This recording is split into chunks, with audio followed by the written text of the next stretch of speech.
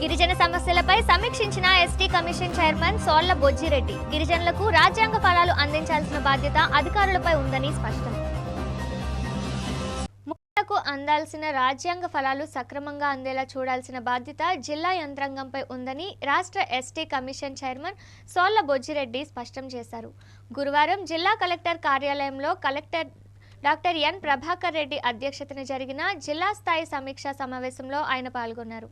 ఈ సందర్భంగా జిల్లాలోని గిరిజన సమస్యలు, వారి సంక్షేమ పథకాల అమలుపై అధికారులతో సుదీర్ఘంగా చర్చించారు.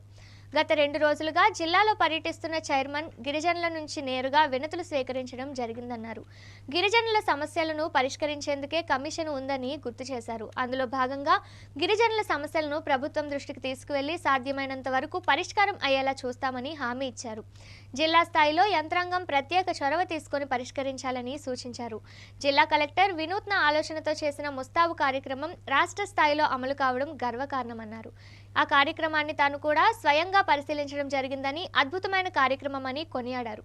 జిల్లా కలెక్టర్ నేతృత్వంలో గిరిజనుల సమస్యలు పరిష్కారం అవుతాయనే నమ్మకం ఉందని ఆశాభావం వ్యక్తం చేశారు. ఈ కార్యక్రమంలో collector doctor N Prabhakar Reddy, SP SV Madhavan Reddy, ఆదివాసీ సంఘం నేతలు, ఇతర నాయకులు, అధికారులు పాల్గొన్నారు. నకిలీ సర్టిఫికేట్ ఉద్యోగాలు అన్నారు. ఉద్యోగాలు కూడా ఖచ్చితంగా మనం నకిలీ మనకే ఉద్యోగాలు లేవు, నకిలీ తీసుకుంటే మనకే ఉండదు. కాబట్టి మనం అటువంటి వాటిని ముందుగా పసిగట్టి అధికారులు తీసుకెళ్తే ఆ మోసాల వాటిని మనం పడుకుంటాం. నకిలీలకు ఉద్యోగం చెందే అవకాశం తక్కువ ఉంటుంది. అలాగే ఏజెన్సీలో ఎన్టీఆర్ కేసులు ఉన్నాయి, ఎన్టీఆర్ కేసులు కూడా అలాగే బోగస్ సర్టిఫికేట్ మీద కూడా దృష్టి పెట్టాలి సార్. ఉద్యోగాలు ఏజెన్సీలు తక్కువ ఉన్నాయి.